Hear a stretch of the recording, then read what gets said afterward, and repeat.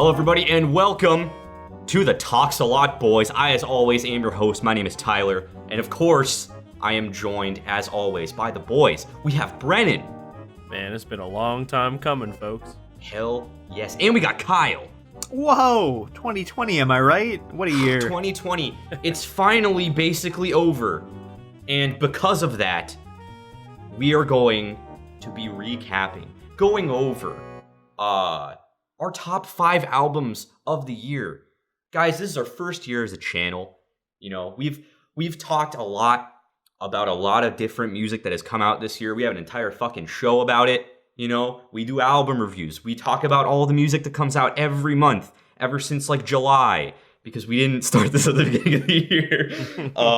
But now is the time where we just get to look back over the course of the entire year and just realize that, you know what, even though 2020 in general was a pretty terrible year, it was a really, really good year as far as music releases go. Honestly, like, I was kind of shocked when I was looking back over just everything that came out this year at like how many good albums dropped. Like, I knew a lot dropped, but like, holy crap, there were some that I completely forgot about because 2020 has been like 20 years long. And that just some of the albums that came out at the beginning of the year totally forgot about. But yeah, guys, what a year this has been in music, man. Just any standouts that you want to kind of go over before we get into our actual top 5s? Yeah, I mean, one that I feel like we can all kind of say is like a low-key honorable mention, probably not like super close to our top 5 personal albums, but the day that Pink Elephant and To Better Days dropped is a big one in my mind for this year. Oh yeah, that was a day. That was a day. All those albums are incredible. Yes. Some of those songs from those albums actually snuck into like my most listened songs of the year. Yes. So I mean, to the surprise of literally nobody, I'm obviously going to be talking about both of those today because I'm basic and my list is very cookie cutter me. So like, but yeah, that day will live in infamy as the day that we tried to do 2 album reviews in one day and almost got into a physical fist fight over the Skype call. The Pink Elephant debacle will go down in history as hopefully the worst argument we've had on a podcast. Hopefully it doesn't ever top that, but I guess we'll see next year. I really hope somebody looking back at the channel, like once we inevitably get like crazy popular, we have hundreds of thousands of views. It's gonna happen. People look back and they'll like remember fondly the Pink Elephant incident, you know? Like that'll just be what they call it. It'll be great. But that'll happen. Yeah. Obviously, you know, when we're popular. Which will definitely happen, for sure. And there's even a few album reviews that we recorded this year that I haven't edited yet and won't be up till 2021 because I have an actual job. I can't edit as much as I want to. But yeah, definitely those 2 albums. I think just that month in general, there was just way too much that came out. Like way too much good stuff that came out. It was just overwhelming. Mm-hmm. And that was kind of just a recurring theme for the whole year, I think. Like, some months would just sneak up on us. Like, you know, sometimes we wouldn't even be expecting a lot of album releases. And then all of a sudden, bam, just like, here's like 5 incredible albums that just blew our socks off. Like, last month in particular, like November. If you haven't listened to the November podcast, like, man, there were some bangers that came out in November, dude. Like, holy crap. I was not expecting any of them, really. I mean, you guys introduced me to a few of the ones that I liked. Fucking Circadian by Intervals. Didn't even know of the band until then. And it, like, nearly broke into my top 5. I feel that, bro. I cut it out at the last minute for an album that I forgot came out this year. But, that shit was incredible. Like, it's been a really good year, man. It's been a good year for music. Yeah. I mean, like, we're not going to talk about them today because they're singles, but like for me, I always do my handy dandy YouTube corner, and often there are singles in there. So I mean, just hearing the stuff that like people like Insane in the Rain Music, which ended up making an album, which I'll talk about later.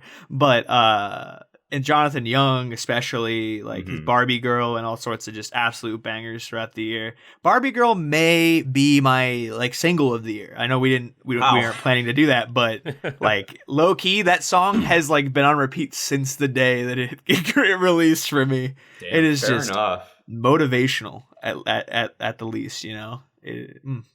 Thank you, Jonathan Young.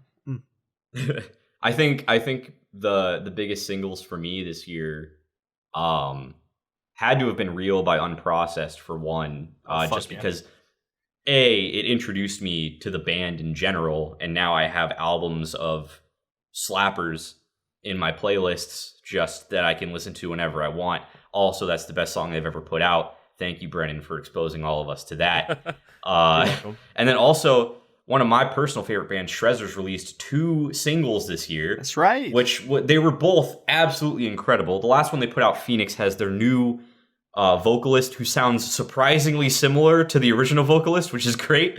I love it.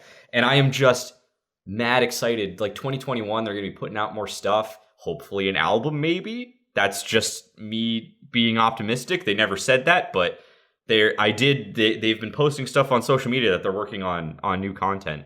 So I'm really hoping that second Shrezzers album might be coming out next year. We'll see. But I got 2 whole songs by them, and they were both incredible. That to me just made, if nothing else had come out this year, and that was all 2020 had to offer, still would have been a great year in music, in my opinion. I mean, yeah.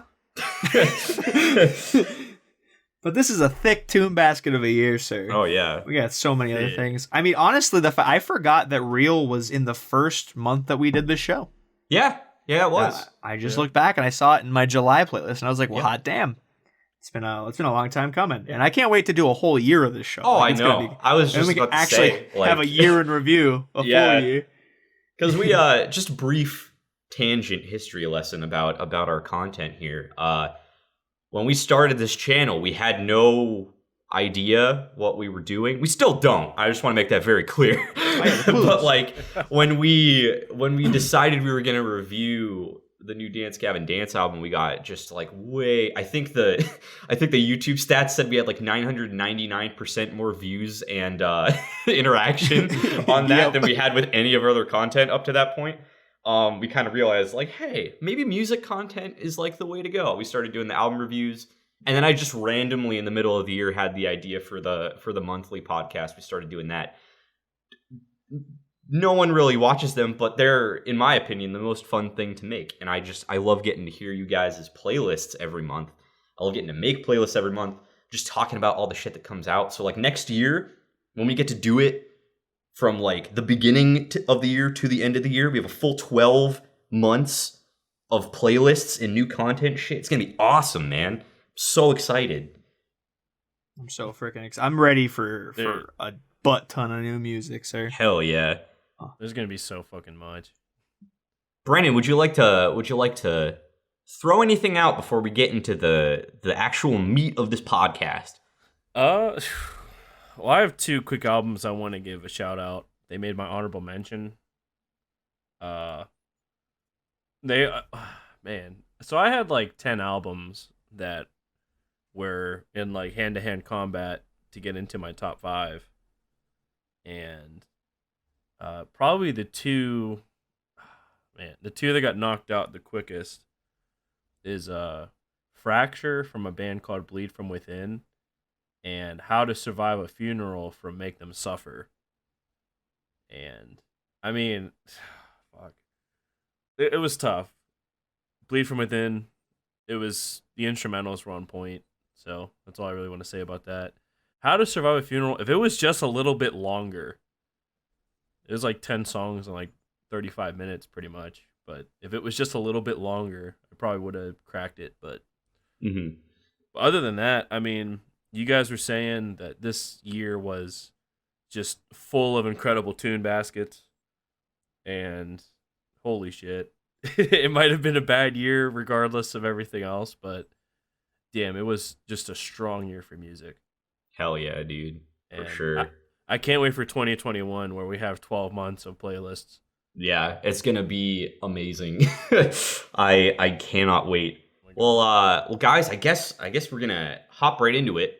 If you haven't noticed by the title of this episode of the show, we are gonna be breaking down our top 5 albums of the year.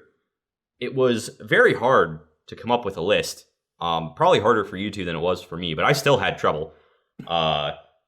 And we're gonna kind of structure this, like a Tippity Top podcast. Technically, isn't an episode of the Tippity Top podcast. Haven't even posted one of those in a very long time, but we're gonna structure it the same way. I think just for simplicity. So we're gonna start with our number 5s. We're gonna go around the room. We're gonna talk about our number 5s, then go up to our 4s and our 3s and our 2s and our 1s. Just standard Tippity Top podcast fashion. This is not an episode of the Tippity Top podcast, but it could be. So, one might say. It'll be easy to confuse. Yes. So, but if you haven't watched the Tippity Top podcast and you like this format, well, you're in luck because half of our content on our channel is the same thing as this, just worse. So, yeah. Just slightly less interesting. Who wants to go first? I know anytime I ask this, nobody says anything. You know what? I'm gonna jump on it, dude. This is the time. Okay. We've come That's a long way perfect, this year, and I kind of want to get into it because you know what, Brennan, you kind of inspired me because you were mentioning your honorable mentions, and Tyler, you were saying how hard it was to pick a list. Well, to be honest, I haven't solidified my number 5 yet, so I'm gonna talk about my honorable mentions, and eventually it'll come down to 1. But like much like you, Brennan, I went through my year and I looked at all the albums that came out, and I narrowed it down to about 10 like you, for like albums to compete to get into that top 5. And I mean, like I had some new stuff that like I really had never heard before. Like Matt Watson released his first music with Ouch. I forgot all about that. and it's surprisingly very chill, and I'm excited to see where it goes with it. Bad. But not enough to get into that top 5, And then not at all. No, not at all. But I appreciate it. I'm excited to see where it goes. Cool start. And another cool start for me, anyways, and for us, is the sweet boy Mark Rebele released an album this year. Oh, yeah. And God, is he a treat. So I'm excited to listen to more of his stuff. But his album didn't make it either because a lot of that music wasn't very new. It was a lot of just stuff he had made that I had already heard, and then he just put it together. It's often what he does. But, now that I understand that, I'm a little bit more hyped to go forward, So there are those, and then, and then I come down to three just that I'm leaning away, and I'm gonna run with it. The 2 that aren't gonna make it in for me are, I mentioned earlier in the year, an album called Over the Top by TWRP, Tupperware Remix Party, and that album absolutely slaps. There's nothing wrong with that album, and it's a vibe, and I love it, and it's a good time, and I've been jamming to it ever since it came out. But there's also another album called The Prophecy by Ninja Sex Party, which is very good. It's very funny. I like the way that they've progressed as a band. A lot more clever jokes in there instead of just being dicks and ass, while also increasing their production a lot. Like, it's a lot nicer quality now. But none of those really edged in and surprised me the way that my number 5 did. And I've got to give it to Eggy Pocket by Bill Murray. Tight. Nice. I kind of said it whenever we were reviewing it, and I was like, damn, this could like really get in there, I could get up into my top 10, and I tell you what, it made my number 5 because I'm listening to it, and holy shit, it is so good. In no world did I expect that album to be as good as it is, because like I like Bill Murray, don't get me wrong. Like Tyler, through the show, you have showed me Bill Murray. Yeah, and I believe I first exposed you to Bill Murray in part 1 of our top 10 bands episode of the Tippity Top podcast. Yeah. Oh yeah, it was all the way back then. I didn't even think of it being that far back. I thought it was just a month in music. But yeah, holy shit, it's been a long time coming. But like, I like Bill Murray, and I liked what they had released before this album a lot. But this album, they went like absolutely shot for the fucking stars, and they hit farther than that. Like, this album changes the game for them in my mind. They came so far, just like they had like memes with like simple catchy beats and then some heavy stuff in there, and I would refer to their older stuff as simple because like it was very. We've said this before, but it's very cookie cutter. It's like the same thing over and over again. They knew what they were good at, and they like kind of reformulated that with new memes, new riffs and stuff. Not to say that's bad. It's just it was good. It just didn't really ever break out of that box. But this album, they just start throwing out the weirdest shit all over the place. And they like are harmonizing, and they've got like just random pan flute, and they've got the greatest breakdown of all time. Like, I mean, what's not to love about this album? Because not only is it great, like these other albums are that almost made it, but it surprised me. And I think that little bit is pushing it over for me to be my number 5 personally. Yeah, I love Eggy Pocket. Like, I love it. And we will be having this conversation later. Hell yeah, I figured. Like I said, my top 5 is very predictable. Maybe with the exception of my number 5 because we haven't talked about it on the show yet. But like, yeah, no. Eggy Pocket is hands down the best Bill Murray album. He like Johnny Frank said it himself leading up to it. You know, like this is the best shit I've ever written, and he was not wrong. You know, he was not lying about that, and I was very happy that he wasn't, because I have been listening to that album constantly since it dropped back in November, and I can't get enough of it. I wish the album was longer.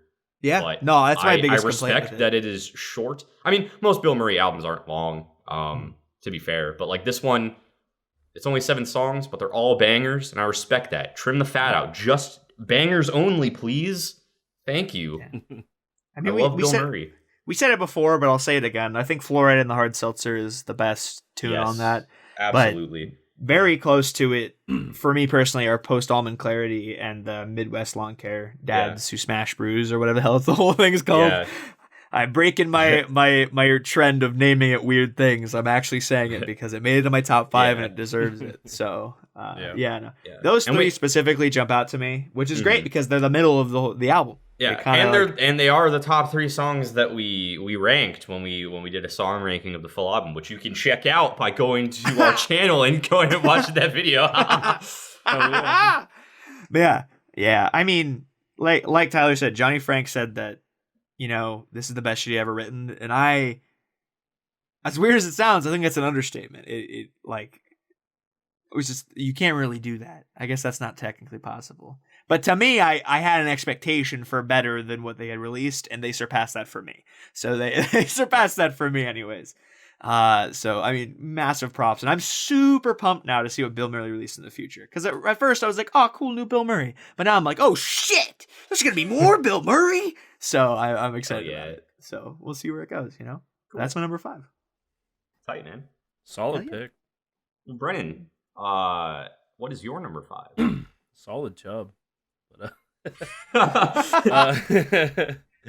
Man, I went back and forth and back and forth and back and forth with my number 5, and this album totally surprised me. This granted, this band gets a lot of shit because a lot of people, like, especially on Twitter, a lot of people call them like DGD clones. But this album is just incredible to me. And I showed you guys a little bit of it Saturday. Mm-hmm. But that band is Pulses, and the album is called Speak It Into Existence. Hell yeah, dude. That album is weird as fuck from what I've heard of it. Not in a bad way at all. No, I mean, it's, oh my gosh. I mean, my top 3 off of it are Louisiana Purchase, Plastaglomerate, and Mount Midoriyama.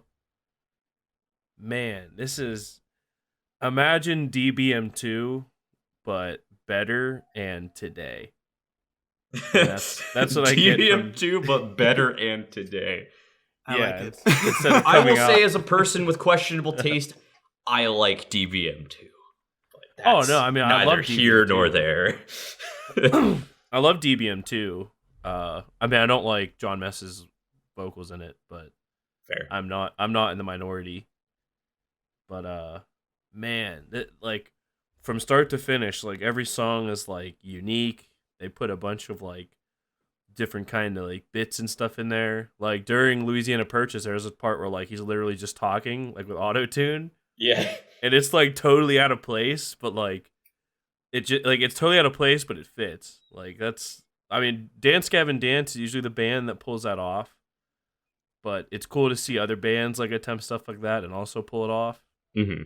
I mean, goddamn. Like, I think the album came out in like February or March or something, but I mean, for me, it's like stood up the test of time of 2020, and I just, especially recently, like I just can't get enough of it. And I mean, like I said, it was a dogfight to get it into my top 5.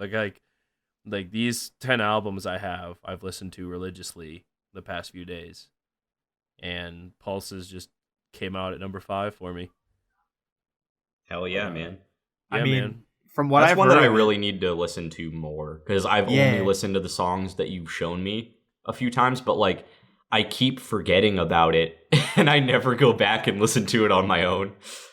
Yeah, that's what I was going to say too, honestly. As I was going to say, you know, what I've heard of it has been really great. The stuff you showed us on Saturday, which I think was just like one song, and it was fucking awesome, and I was vibing to it. Like, I remember I was listening to it and just vibing, and you guys both like started laughing. I was like, wait, what? And you guys were like, we're just watching you absorb. Like, and I was just like vibing to it so hard. But like, I was going to lead it and say, you know, I really need to go back and listen to that whole album, because I haven't yet. I remember you showed me some other stuff that I listened to since then, but that one I haven't gotten to yet. But now that I hear it got to your number 5, you know, that one song was deserving enough, so I can't wait to hear the rest of it.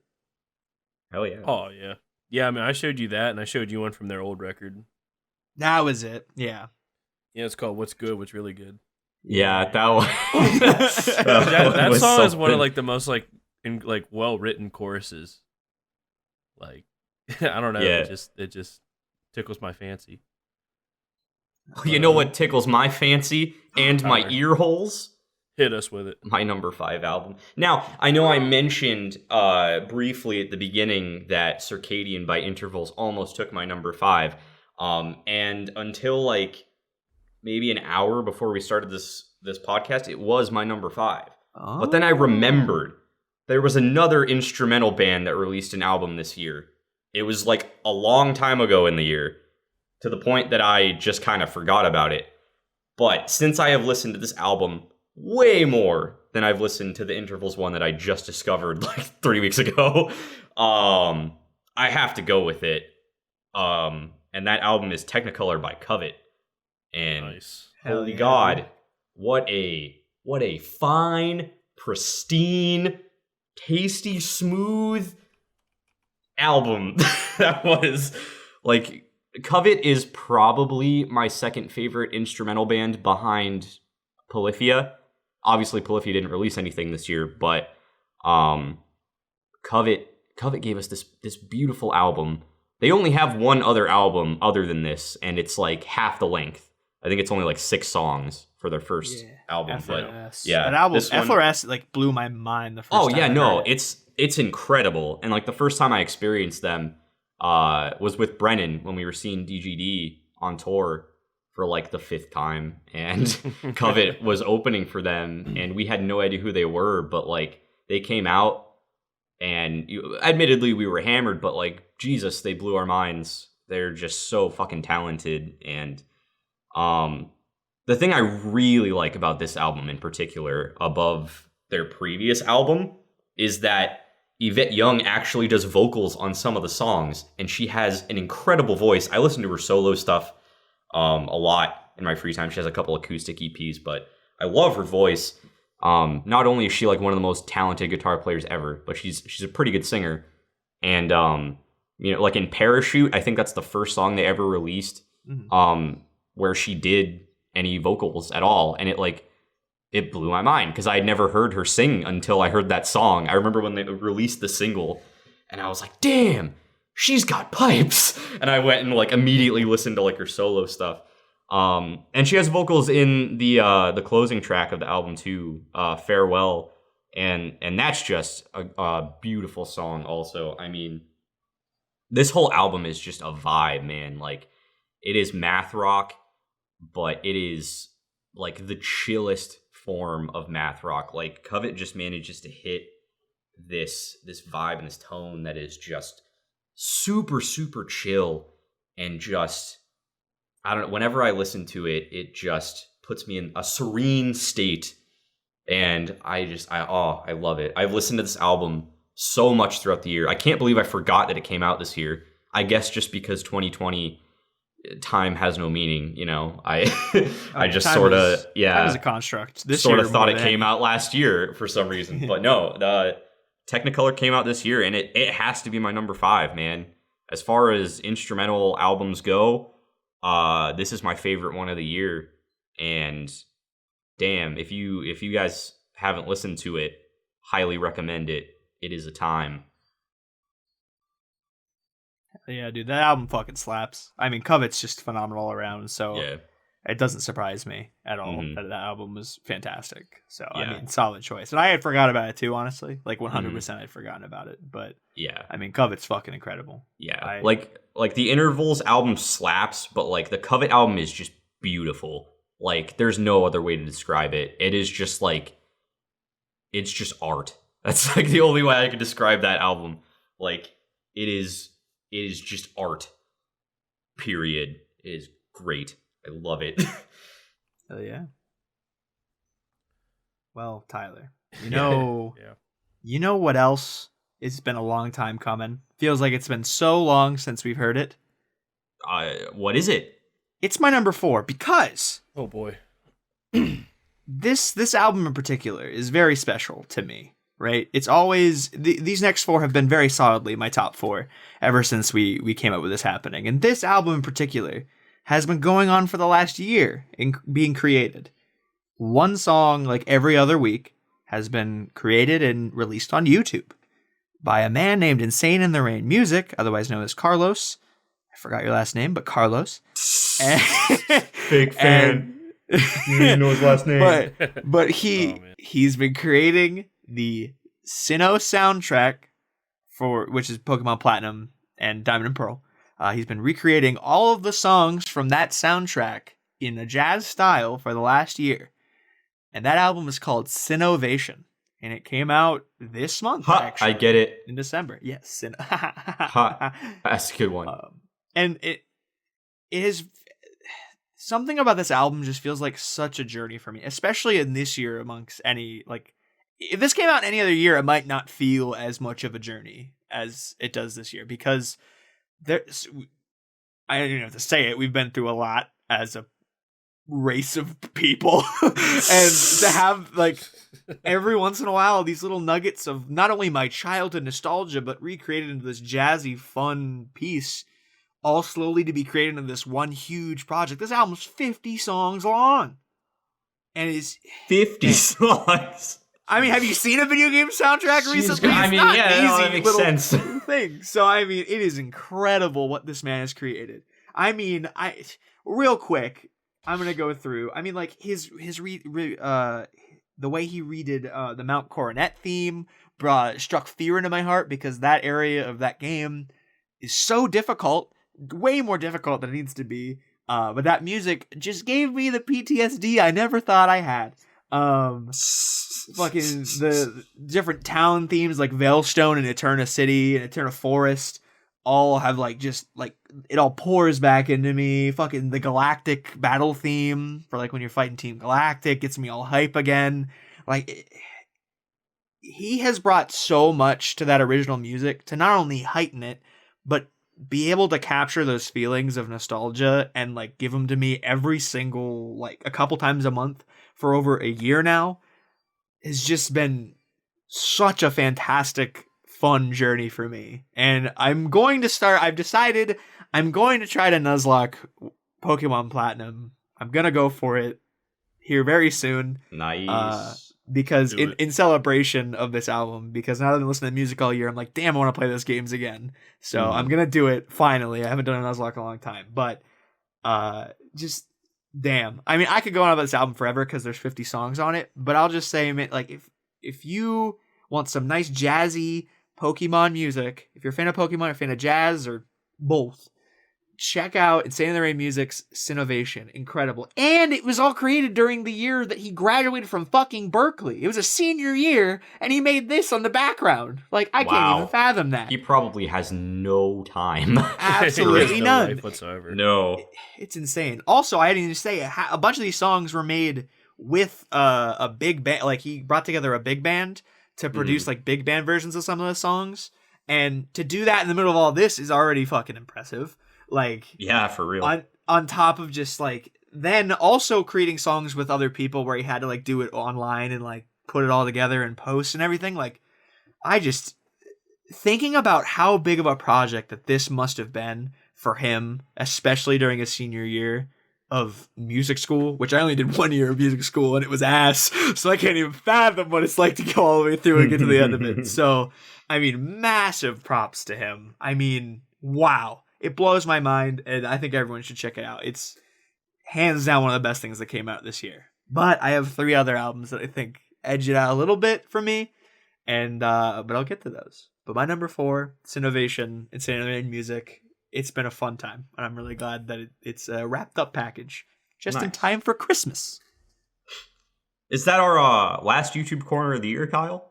I think that might be. I think that technically is the last YouTube corner of the year. Play the music. Wow. Play that tune. YouTube corner.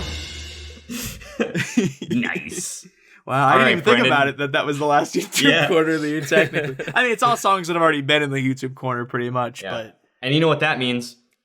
That's the last time we're using that song, because as of right this second, I am making the executive decision that we're going to make a new YouTube corner song every year. So, my gosh. Hope you hated that one, because you're never going to hear it again. Make a new one. Brennan, is your number 4 jazz or Pokemon themed? No. Damn. I'm shocked. I really thought it would check one of those boxes. Yeah, no, I'm surprised. Although most of the jazz stuff that Kyle has blessed my ears with has actually been pretty good. Oh yeah, thank you. I appreciate it. I mean, thank you very much, Kyle. Thank you for your YouTube corners and blessing us every month. My YouTube corners span Pokemon, jazz, heavy metal, and just the weirdest shit sometimes. So I appreciate that. Oh, I know it's immaculate. I appreciate that. You have taste. Although it's different than mine, you definitely have taste. Thank you. We all have different taste buds, and mine are weird taste buds, but that's all right. But moving along swiftly, my number 4. When I first heard this album, I wasn't a big fan of it. I kept thinking of older releases and how it stacks up to that. And then I realized that comparison is the thief of joy. Yes, that's wow. true. That's heavy. And I just needed to sit back and listen and fully photosynthesize all of the tunes that this tune basket holds. And it's probably not what you guys are thinking. But the band is called Currents, and the album is called The Way It Ends. And this is... I definitely thought that was going in a different direction. I did too. I was gonna be like, what? Yeah, that's right. But I felt that. more surprises are on the way. But I mean, I was a big fan of they had an EP and an album that came out before this called The Place I Feel Safest and I Let the Devil In. And I thought both of those were just vastly superior. And I mean, I still think that they're better, but I mean, this is just something completely different. It's like this beautiful harmony of like metalcore with like a little bit of deathcore with like a little bit of like clean vocals, even though some of them don't really fit right. But the more and more I listen to it, the more and more I have like an appreciation of it. Instrumentally, I mean, like I said, even back on those older records, like these dudes are just insanity. And just the intricacy and like how it all like gels together.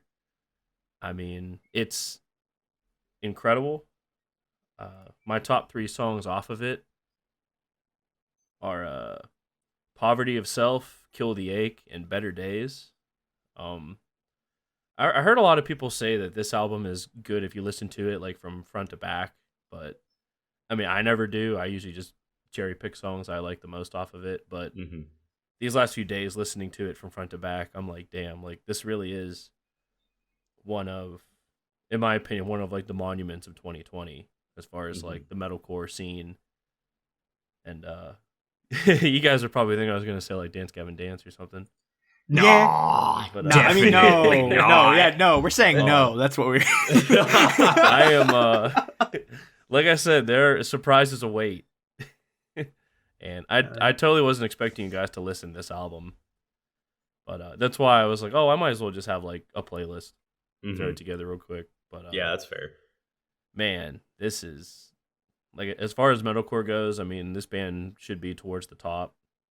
And like I said, I wasn't a big fan of it at first, but man, it grew on me. It grew on me big. So yeah, my number 4 album, The Way It Ends, from Currents. Nice. Oh, yeah. Well, I know your list is apparently going to be full of surprises. As I've stated before, mine has none. So my number 4 is Eggy Pocket by Bill Murray. Nice. I like that album. Surprised. Yeah. Which I know, like in the November podcast, I did say that I liked Circadian better. But I mean, if we're talking like albums of the year, I mean, Eggy Pocket had a much bigger impact on me, I think, as a whole. I think when I think back on 2020, Eggy Pocket is going to hold a much more special place in my heart.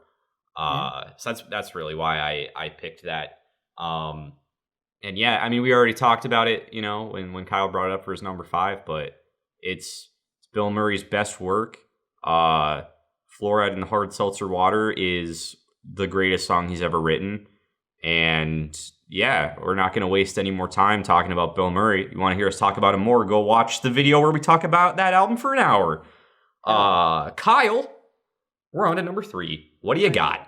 Well, I will start off by saying I had a sneaking suspicion back when you had said that Intervals was your favorite of that month. I was like, we'll see how that works out, because the more I've listened to it since, especially for me, it has just gotten better and better.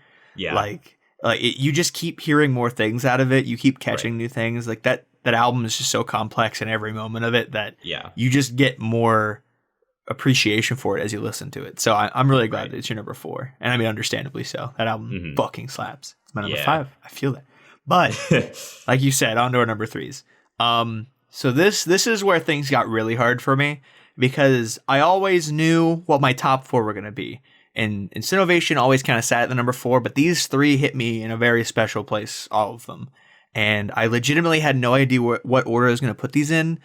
But I re-listened to them all over the last month, a couple times each, and they stood out to me in a different way and kind of spoke to me personally a lot more every time I listened to them. And my list, like what I had originally thought was going to be the order, actually changed a lot. And I ended up with my number 3 going to Afterburner by Dance Gavin Dance. Wow. All right. Yep. There you go. I initially thought it was going to be higher, but the one album really struck me in a way that we'll get to much later. That kind of knocked it out of that number 1 spot. Because I initially really did think Afterburner was going to take my number 1 of the year. But you know what? How he said Bill Murray got better with time. Not to be harsh about this album, but I the hype kind of died off of this album for me over time. Oh, it didn't for me, but that's fine. but it's not saying that it's bad, because it's still incredible. It's still my number 3 because it is a fucking album of slappers. I just think like this album is definitely in the realm. I mean, this sounds stupid because you two like Instant Gratification a lot more than I do, but it sits in that same realm for me where there's a couple songs on this album that I absolutely adore. Like half this album I will come back to like all the time, and then the other songs not as much. And that kind of brought me down for a little bit. Like some of the songs just didn't really speak to me as hard as they did originally. But the songs that did hit me hard, fucking 1 in a Million. That song's still my favorite on the album. It's still a song still fucking slaps so hard. Possibly one of my favorite Dance Gavin Dance songs. No joke. I love that song. Parody Catharsis. I think we underrated it the first time we talked about that album. We still appreciated it when we did the review. I mean, it is solidly my number 2 on the album, though, personally, at this point. I love that song. I mean, the fucking Latin song is incredible. Lyrics lie, I absolutely adore. Prisoner, I've already gushed a ton about. I mean, this album, I mean, I also give a lot of credit to this album. It did kind of spark our popularity, quote unquote popularity. As popular as we can be at this stage. That's where the numbers started jumping for us. It is our only video to hit over 700 views as of right now, which is literally nothing, but it is leagues above all the rest of our content. I mean, it's special for us, you know? So, yeah. But yeah, no. I don't know. This album, man, I am really excited, especially because I'm sure we're going to hear some of it this weekend. But, I mean, that does date this. I mean, maybe we won't because it's Tree City Sessions, but who knows? But, I mean, cut that out. Whatever, I don't give a fuck. But I'm really excited to hear this music live because I think that's where this album is going to kind of get life breathed back into it again, because I feel like this album, I've listened to it so many times. And my year in review, for me, it was just my next 2 albums, this album, and then every once in a while, out of nowhere, Pink Elephant and Slaves. But, you know, whatever. I think that this album, I've listened to it so much that maybe hearing it live again is going to reinvigorate me on it a little bit, because it's just kind of the lifetime of an album for me personally listening to it that kind of will go through waves a little bit. And it is the oldest album on my list that I have. So, but I don't know. This album is just incredible. And I mean, we've gushed its praises many times, and an entire video, which you can go watch right now. Maybe get it to 800 reviews. But I don't know, man. This album is super solid. I don't think it is as great of a full package as some of the other albums on Dance Gavin Dance's discography. But I think it's pretty fucking great. And I'm sure we're gonna talk about it a whole lot more later. So I'll leave it at that right now. That's my number 3, Afterburner. Cool. I'd weigh in, but I have a whole fucking spiel about this later in the podcast, as late in the podcast as you think it's going to be, because my list is not shocking. So, Brennan, what is your number 3? Well, spoiler alert, it's not my number 3. Okay. Well, okay. Interesting. Afterburner, I mean, I love it, but we'll see where it ends up. Ooh. But my number 3 thickens. album is probably one of the most surprising releases. I had never heard about this band before this album came out, and my first time listening to it, I really wasn't sure what the hell I just listened to. I definitely had to go back and give it a second listen, like, immediately. And boy howdy, I'm glad that I did. And I've been wrestling with this for a while, as far as where I'd put it in my top 5, if I'd put it in my top 5. But, I mean, after listening to pretty much everything else, most other things just don't stack up to it for me. Your mileage may vary. It is that odd. But the album is called I Let It In and It Took Everything, from a band called Loathe. Wow. And it's more edgy shit. it's, I mean, this list is full of it, but man, it's like it gets really heavy, like, in all kinds of ways. It can literally go from, like, punching you in the face to, like, grunge to, like, back to punching you in the face to, like, I mean, some parts sound like Nirvana. I've heard, I mean, I know you guys are not a fan of Deftones, but, like, some of it is like if Deftones was good. I can't even fathom that. Like, it's just, oh man, it's just so unique. It's its own animal. And like I said, I totally, like, going into it with zero expectations because I'd never heard of this band before. And this album somehow made it to my number 3 spot because, like I said, most of the things I listened to this year just don't stack up to it. And obviously, I imagine you guys wouldn't have it nearly. You guys probably wouldn't even have it in like your top 50.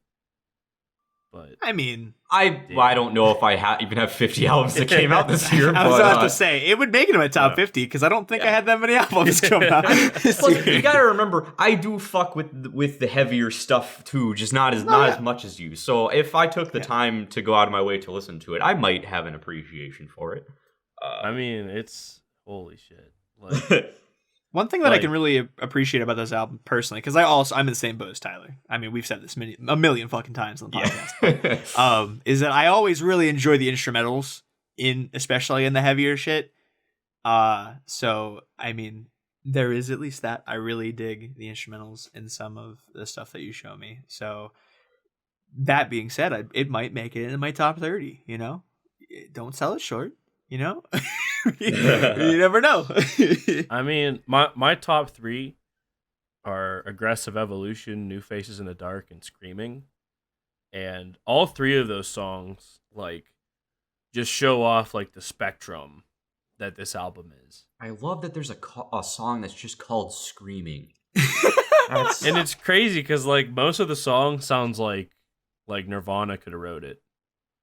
Huh. And then like breakdowns hit, and you're like, okay, this isn't Nirvana. Nice. Like, or this isn't grunge. This isn't, like it's not what it starts off as. And then like Aggressive Evolution has like a really grungy chorus that just sounds incredible to me. Mm-hmm. And man, it just like I said, the first time I listened to it, like I was so like perplexed. I was like, I have no idea what the fuck that was. And this entire year I've been listening to it, and man, it just stacks up. Like it's like I said, it's different. Your mileage may vary, but just the fact that like it's so like genre blending, and it's just so different. Like I can't put many things above it, and I only have 2 things I put above it. So, yeah, I let it in, and it took everything from Loathe. Wow. Your list is shaping up to be as heavy and aggressive and angsty as I figured it would be. Tight stuff. You guys just wait. And my list is going to continue to be as basic Tyler cookie cutter, no surprises here as you'd expect it to be. I will say all 3 of my top 3 albums of the year are kind of like separated by minuscule amounts. Like I think any one of these 3 could easily take my top spot depending on like the day, And I already know you all know what all 3 of them are. So the only thing to determine is the order. Which one's gonna be third of the 3. Oh boy. And that one for me is gonna be "To Better Days" by Slaves. Nice. There we go. I love this album. And I know I love it more than y'all do, because it's not on any of your lists. But and we talked about it a lot in depth on the episode where we kind of reviewed the album. But just the new vocalist takes the band to a new height that I never thought possible. They are just leagues beyond where they were with Johnny Craig, in my opinion. So I am just super excited to see where they go from here. And just, not only do they have a better sound now, but I think that just like the content of their songs just hits really close to home for me. So a lot of the songs were just really relatable as far as like, what they're about.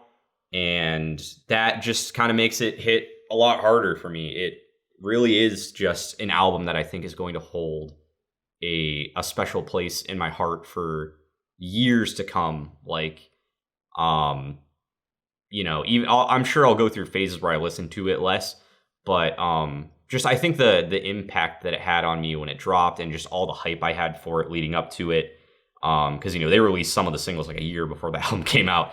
But I think when I think back to 2020, especially, the first half of the year was just getting a slow flow of singles from this album. So I'm always going to remember the anticipation for that fondly, of just every week hoping that I got a new Slave song. And then the album finally dropped, and I loved it. And yeah, it's a great album. If you want to hear us talk about it more, super in depth, go check out our review of the album, because it is, in my opinion, it is a super banger. There's some powerful stuff on there, man. Hell yeah, dude. I'm really glad you're talking about this album, and I'm sure your next album as well. But because on that day, I had thought, like I had said at Pink Elephant, like I leaned towards it a lot more than To Better Days. And that was like that initial reaction. But looking back on it, and now like being with that album for a long time, because like I said, stuff from that album and from Pink Elephant both made it into my most listened stuff of the year. Yeah. And for good reason, because both of those albums, I gave them honorable mentions for a reason. Like the Pink Elephant stuff, I thought was just a huge step forward for Stand Atlantic.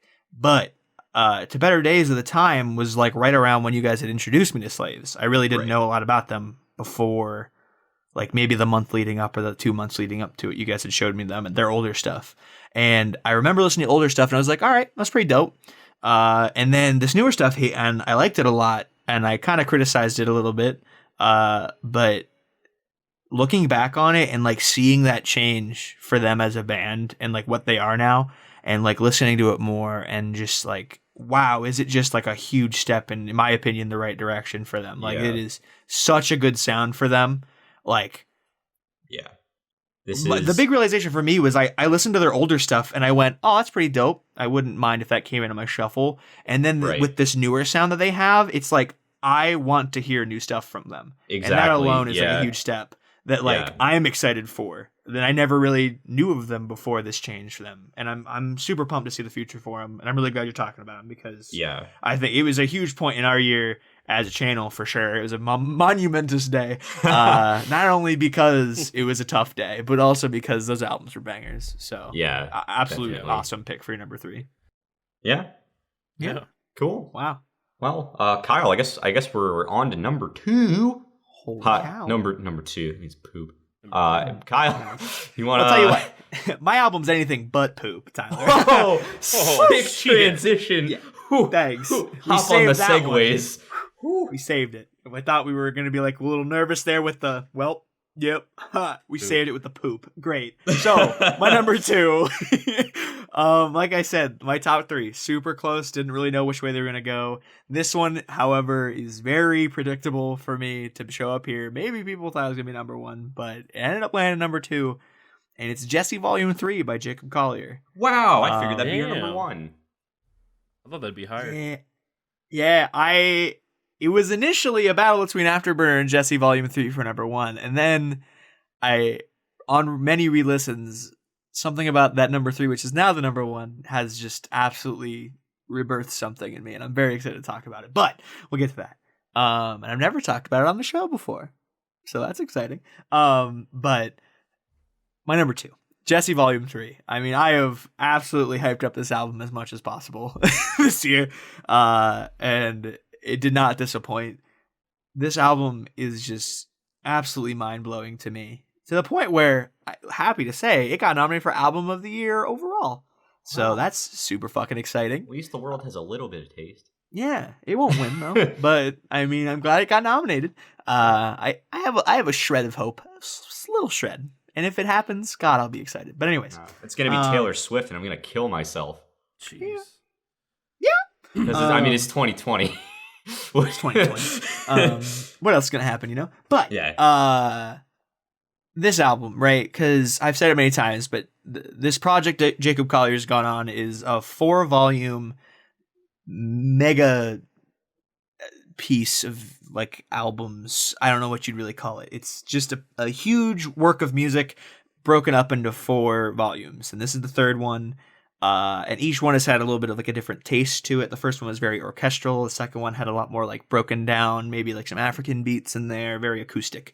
And then this one, oh boy, this one got jazzy. And I've been knowing that this is where this one was going to go for a while. He said it a long time ago, and I was like, oh, I like me some jazz. So, and this album does not disappoint. I mean, standouts on the album to me, number one, Time Alone with You has always impressed me. It's been the one that's been out the longest, but it never has spoiled for me. That song is incredible, featuring Daniel Caesar. All I Need is a very poppy version with Mahalia and Ty Dolla $ign of all people, and they're all incredible on it. Count the People is featuring T-Pain, which is incredible, and it gets very dubsteppy in there, which I did not expect either. And I've gushed about a lot of these songs before, so I won't waste time with that again. But what I'll say is that this album, the night that it came out, I remember laying in bed and just having my earbuds in and just listening to it over and over again. And I was like, I'm going to listen to it till I fall asleep. And I ended up listening to it on repeat like 4 times before I finally was like, all right, I'm just going to go to sleep. Because it just enthralls me, this musical landscape that Jacob Collier has created. It is nothing short of brilliance in my mind. He has a way of blending music and different genres of music in a way that just don't seem like they'll work, and then they somehow magically do. And he's an absolute wizard of music, and it blows my mind. If you haven't at some point somehow have not checked out Jacob Collier up until this point, then you don't listen to my part of any of the podcasts. But I highly suggest you check him out and check out all of Jesse, but Jesse Volume 3 lands in my number 2 for the year. It is absolutely incredible.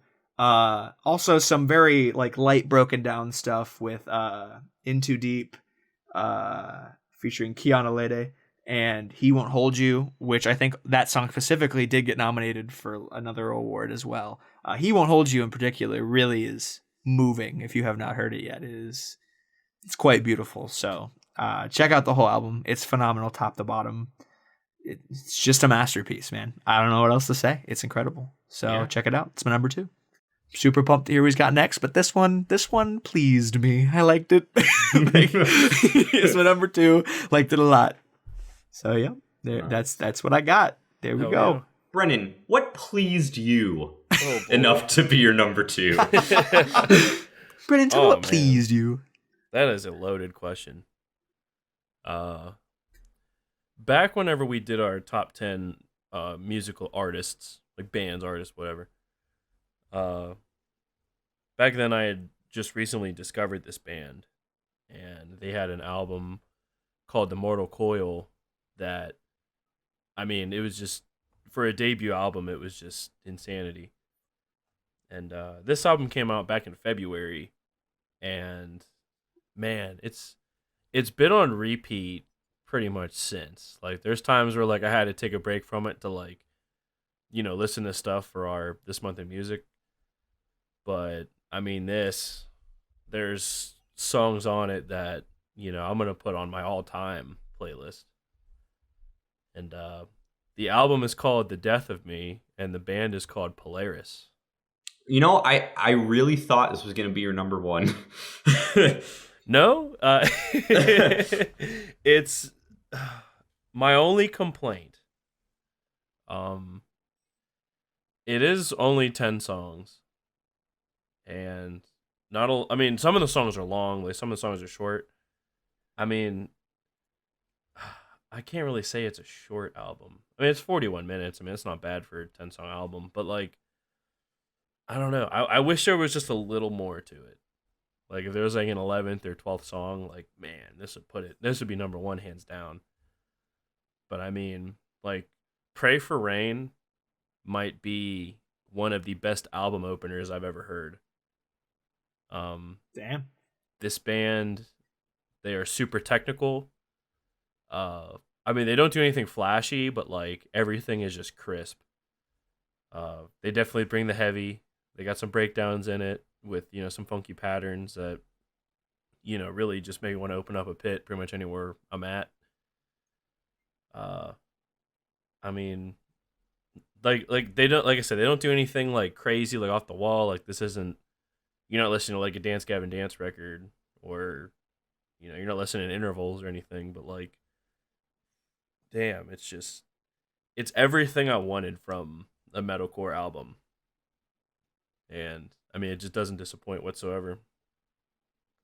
Nice. And, man, I had one album that beat it out, and it actually didn't come out too long ago. But I mean, shit, fucking The Death of Me by Polaris. It's like I said, it came out in February, and it's been on repeat ever since. So I gotta put it at number 2. Yeah, I know you've been like gushing about that album since like before it came out. It feels like, so I mean, yeah, I knew that was gonna be high on your list. The singles leading up to it were incredible, and I mean, it's one of those albums where like the singles are probably like the highlight of it, but then all the other tracks, like there's no tracks that like take a song off. Mm-hmm.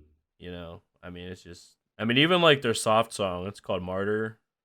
Like, I mean, it's just like perfectly written. But yeah, The Death of Me by Polaris. What a fucking album. What a tune basket. Hell yeah, brother. So, Tyler, what you got for us? Do you even have to ask, man? It's Pink Elephant by Stan Atlantic. Wow. You know why? Everyone knows why. Because I am a fucking simp for Stan Atlantic. That's fair. I gotta represent. I love this album. I think it is even better than Skinny Dipping, which I did not think was possible because I love that album. But this just took the band to new levels, in a good way. It's definitely a newer direction for them. It sticks to their pop punk roots, but I think it kind of let them branch out a little bit in some new fun areas. And there's not a single song on the album that I don't like. It has my favorite song ever written by them as the closer on the album. So, oh yeah, it's got that going for it too. I mean, there's just this is an album that I have just been listening to constantly and consistently since it dropped back in September. And I had been jamming the singles prior to that, because I'm pretty sure that Hate Me Sometimes came out like last year or something, or at least like very early on this year. It's been out for a while. But yeah, no, I love Stan Atlantic. I love this album. Easily one of my favorite albums of all time because I am a simp for Stan Atlantic. I have no shame in that.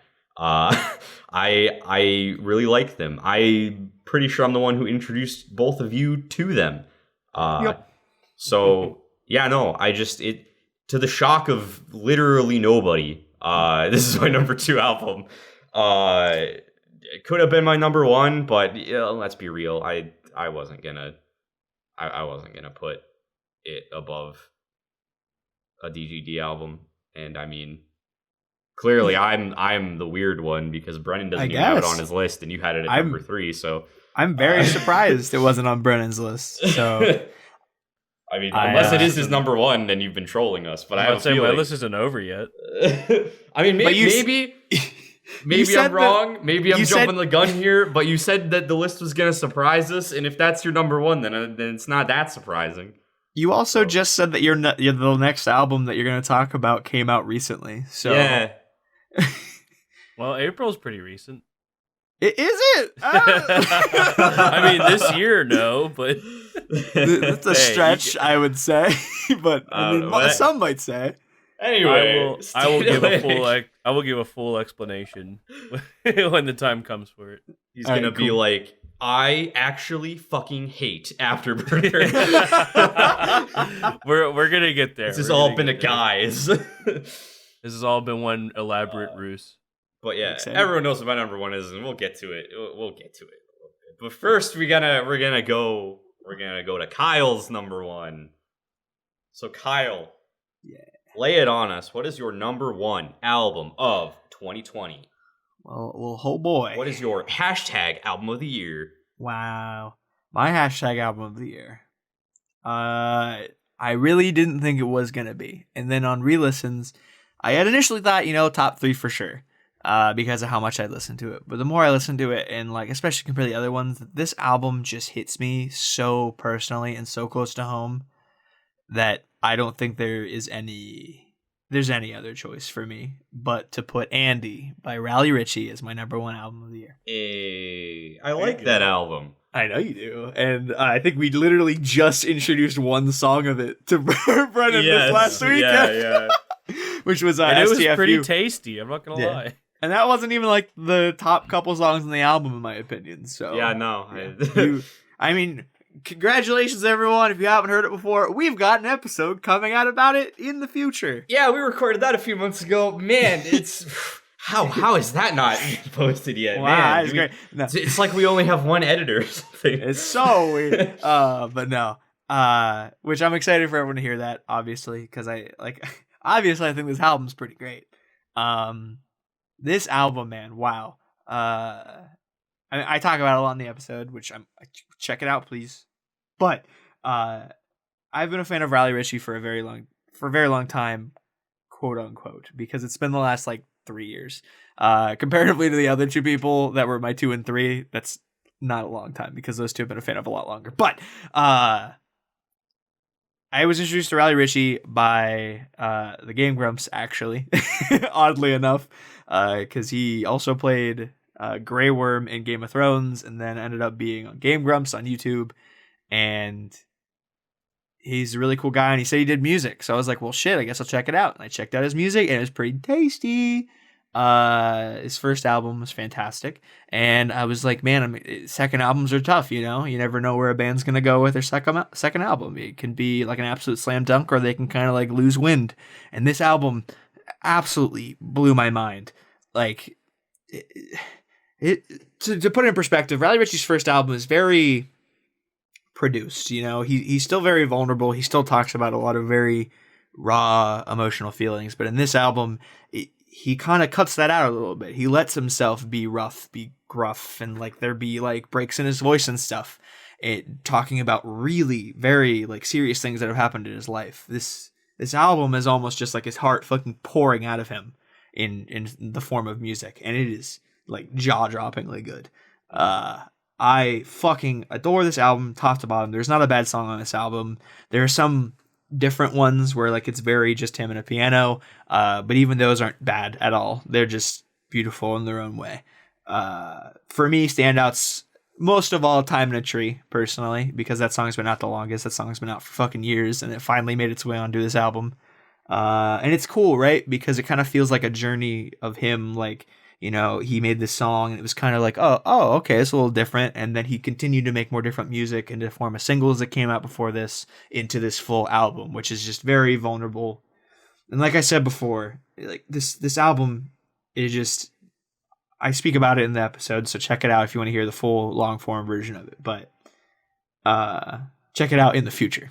Don't check it out now. You can't check it out now. But I mean, maybe I'll get around to putting it out before this drops, but I doubt it. But anyways, the songs on this album absolutely just, like, it's crazy, right? Because I remember hearing Time in a Tree, and it just spoke to me. Like, it almost sounds like there are parts of it that, like, mirror my emotions so well, and it blows my mind. And then this album continues to do it over and over again, like, just speak to experiences that I've gone through, and just personifies them in not only a musical way, which has always impressed me about music, but in such a raw and just unfiltered version that, like, you hear this other person, you hear that pain because of how, like, raw it is, the way that he produces this album, and it just hits so hard because of that, and it just legitimately has moved me to tears. It is incredible. I love it so much. I was saying I stopped because I lost my train of thought, but Time in a Tree, Pressure is really fucking incredible. Shadow I really like a lot, and I personally like Squares a lot too. I know it's a little repetitive, Tyler, but no, it's not. It's a lot repetitive, but you know.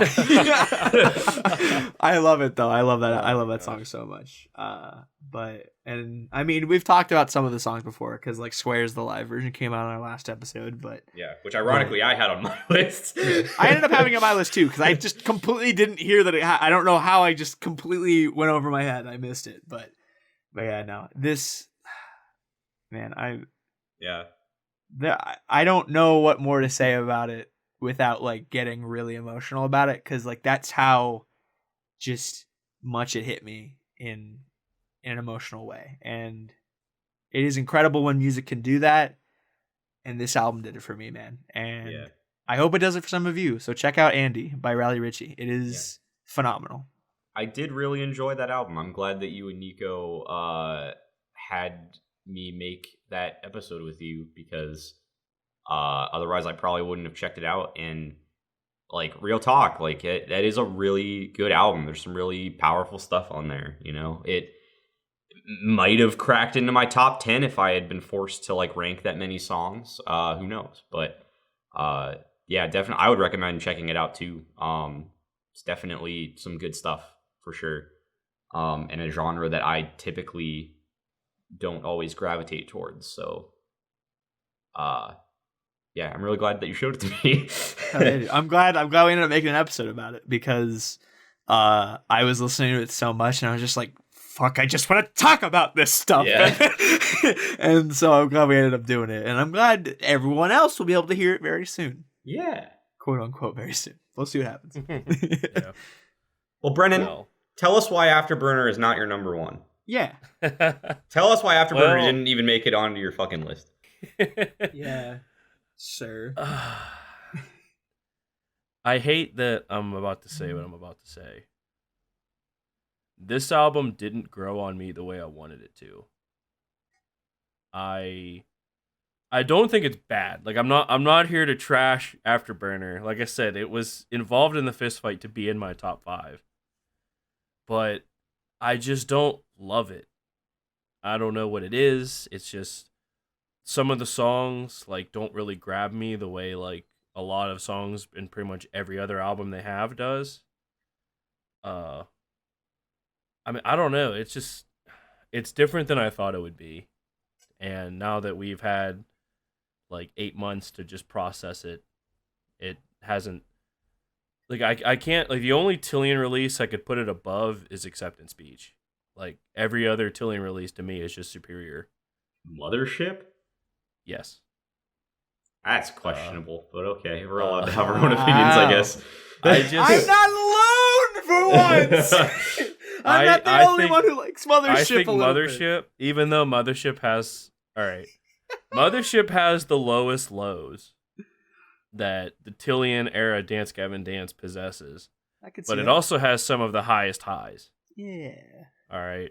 Yeah. While every other record has extremely high highs as well. But with Afterburner, I just don't get that. Like, I mean, like Strawberries Wake's probably like the closest one for me. But like every other song is just like, it's good, but it's not great. While every other Tillian release has songs that are just spectacular. With the occasional dud. But even then, like Mothership seems to be the only album that really has them. But Wow. I don't know, man. It hasn't grown on me too well. And I hate that I'm saying that, because I'm a DGD stan. Like, I'm always, like, on Twitter, I'm always going to bat for these guys. I watched the last live stream. I'm gonna watch Tree City Sessions 2. I want to start a vinyl collection, and of course I'm gonna get every DGD vinyl. It's just Afterburner just couldn't crack my top 5. No matter how hard I tried to force it, it just couldn't. Wow. I thought I was critical on it, man. I am surprised. 'Cause I feel like you had the same problems I did with it, but like more so. Yeah. Like, a lot more so. Like, wow. Because originally I wasn't a fan of Mothership when it first came out. But then like that album grew on me like quickly. But Afterburner, like I said, there's a few songs I really enjoy, but like the majority of the album, it's like it's good. But it's not instant gratification. It's not Mothership. It's not Artificial Selection. Like, those albums are like the cream of the crop. While Afterburner's like just below that. Heresy. So, Wow.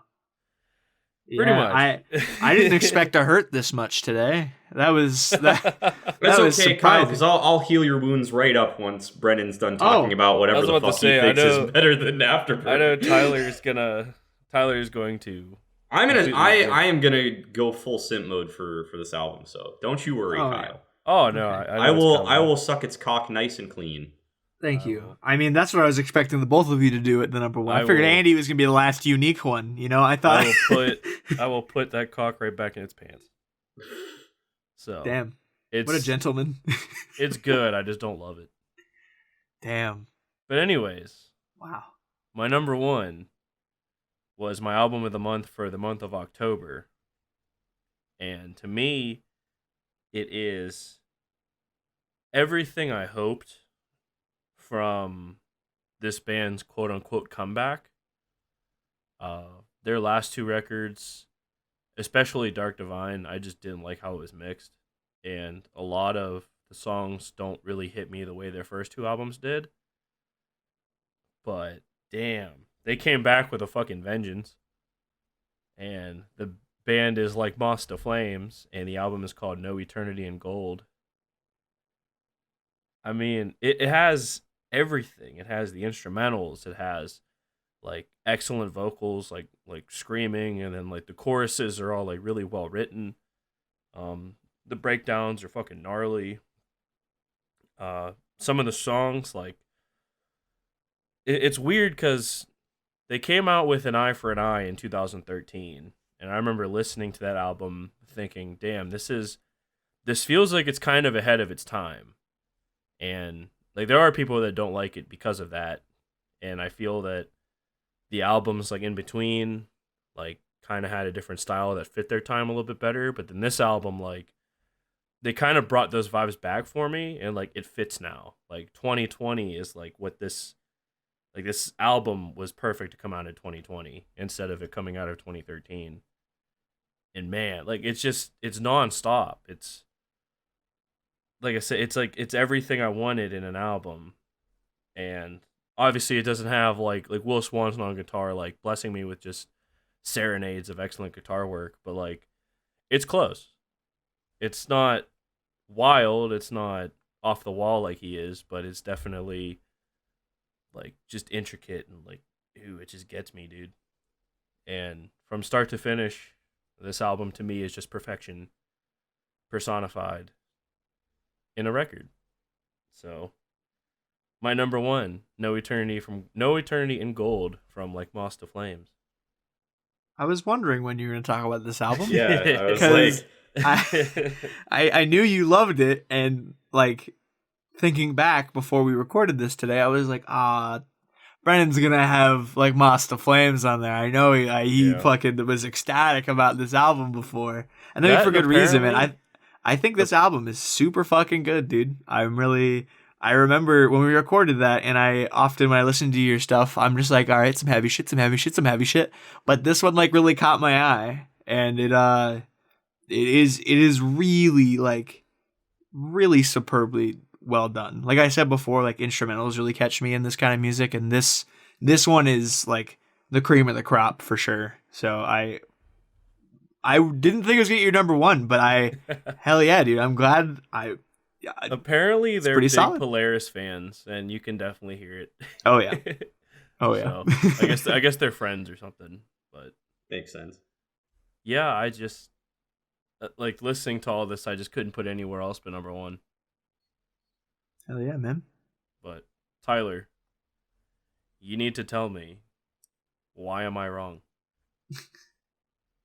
I'm not saying that you're wrong for having your taste in music, but we all know that for me, nothing ever beats Dance Gavin Dance, and this year is no exception.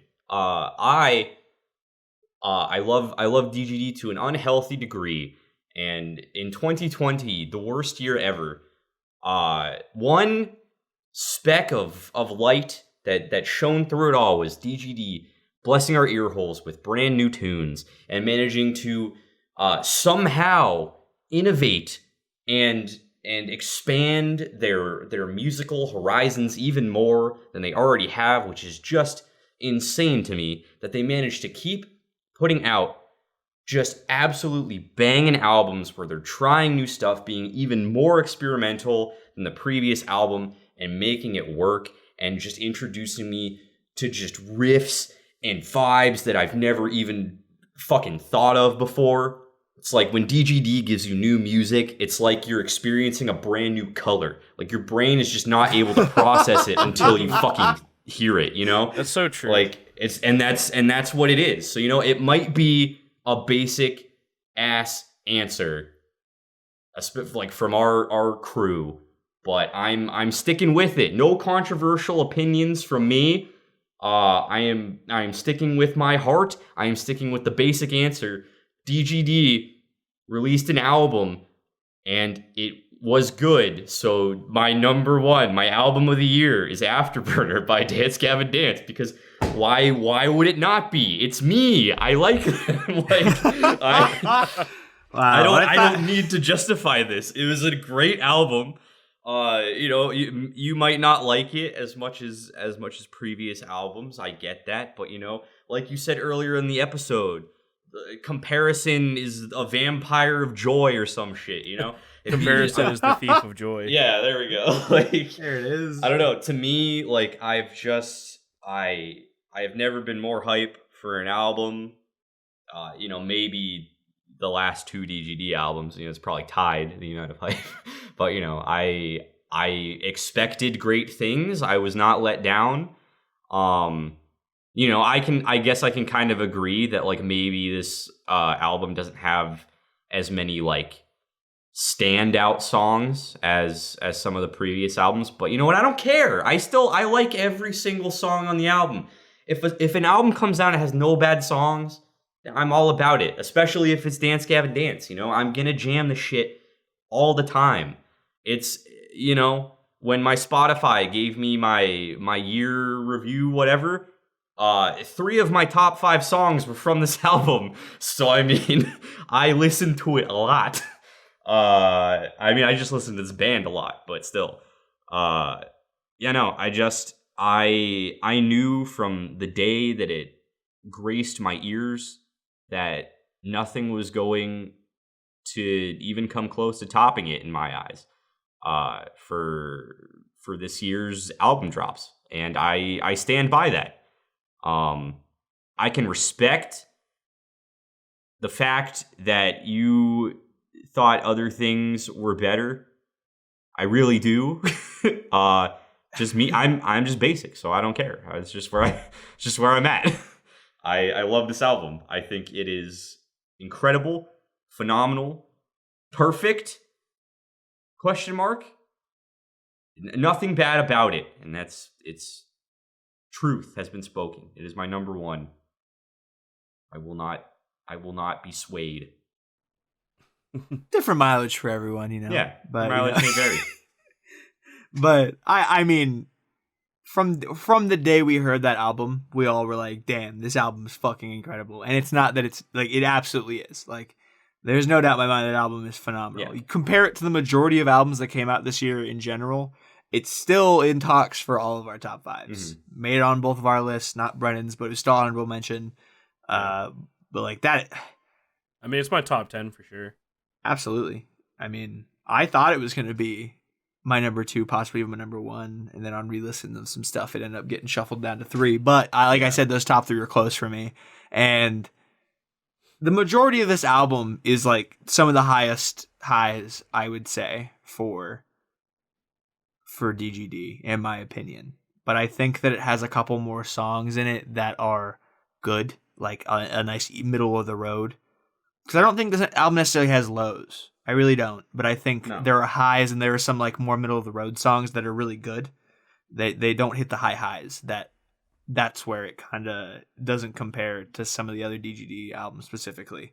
Mm-hmm. But that's absolutely not a negative, though, in general. Like, saying overall the album is fucking phenomenal. The fact that it doesn't have bad songs on it, in my mind, is better than most things. Right, like, yeah. I mean, kind of like you guys said, we're like, I know you guys said, like, it didn't really grow on you as much as the other albums. Like, for me, it was kind of the opposite. Like, this one grew on me more than Artificial Selection did. Oh, like, really?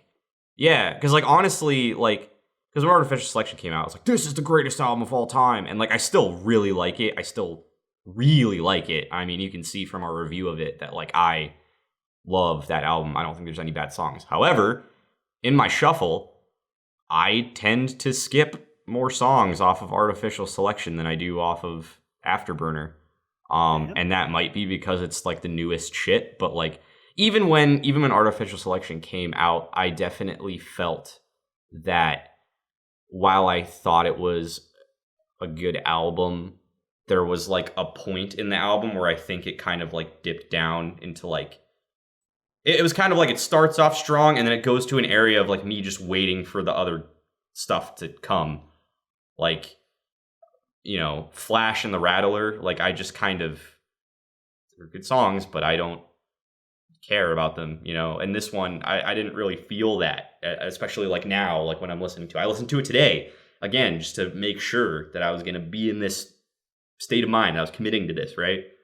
But like, there's never a spot when I'm listening to this album that I am like in a state of just like wanting to get through a song to get to another song, you know.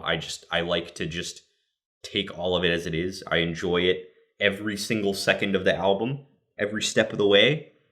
So that's a win for me because the previous two albums, I think, for me personally, have lower points that I don't necessarily like as much, especially Mothership. There's some straight up trash on that one, but you know, Yeah. we've talked about that to death. Yeah. We have full album reviews of all of these, so you can hear our thoughts more. But that is where I stand. That is why Afterburner is my album of the year. At the end of the day, we can all agree that DGD is a good band that makes good music and does not make bad music. Yeah, Exactly. not whatsoever. They make fantastic. They make fantastic music. So even though we have all placed Afterburner on different areas of our list, it doesn't change the fact that DGD will forever be one of our favorite bands of all time. And that doesn't change the fact that Afterburner was a good album. Your mileage may vary, but check it out if you haven't, because boy howdy, it's a tasty tune basket. Hell yeah. Whether it's in your top 5 or not, still a tasty ass tune basket that deserves all the love in the world. Mm. Damn straight. Mm-mm-mm. And man, that's the end. That's the end of 2020 for us Wow. here at the Talks a Lot Boys. Our next upload will be 2021. Probably a worse year for the world than 2020. I don't get my hopes up. I'm never let down. All right. It's all Damn, downhill from Give here. the people some hope. Well, there is some hope on the horizon because, you know, Tillion's releasing that album in 2021 at some point. So we at least have that. Even if nothing else of worth comes out in the world of music in 2021, even if nothing else of value happens in the world during 2021, at least we're going to have that. Hell yeah. And that's the end of the podcast, baby. Wow. Let's look Wow. forward to that. Woo. Talks a lot, Future. boys. We done it. We did 2020. We exist. We're a thing. We're still kicking. Hell yeah. And we're going to kick Yeah. even harder next year. Yeah, definitely join us for the ride in 2021. Yeah. We're going to be starting up a brand new, fresh year of This Month in Musics. We're going to have a full 12-episode season of This Month in Music next year. Wow. We're going to be going back to the Tippity Top podcast. Am I going to be uploading shit that we recorded like a year ago? Yeah, but I have to edit it. It's what has to be done. Are we going to post episodes of a brand new show? I fucking hope.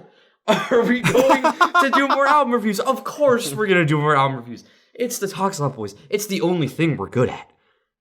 More power rankings of random things? Sure, why not? And if you wanna give us any kind of feedback, positive or negative, let us know in the comments below. Talk to us, please. We would love it. If you liked this episode, smash that like button with the might of Zeus. And while you're at it, why don't you just ram your kneecaps into that subscribe button too, so you can find out when all this new content comes your way in the following year. Because ring that bell to make that happen or something. We've done it. We've made it to the end. Kyle, you know what time it is. Oh boy, do I. It's time for you to close out the beautiful year of 2020 with the brand new theme song for Kyle's YouTube Corner. Oh boy, I'm so glad you said this. I've been preparing it this entire time we've been talking. I pulled in the whole gosh darn band in the background. They're all here, all masked up, all separated. They're ready to play. I even got a little tuba over there. I can tell you're stalling for time, Kyle. Maybe. All right, here we go. Thank you for sticking with us for 2020. Here's the 2021 in the new Kyle's YouTube Corner. A 1, a 2, a skiddly diddly doo. Banana, banana, banana, banana, Kyle's YouTube Corner. That was actually surprisingly catchy. Props. Can't wait to hear that in the new episode. All right, folks, we've been the Talks a Lot Boys. We will talk a whole lot more next year. See you later. See you. Bye.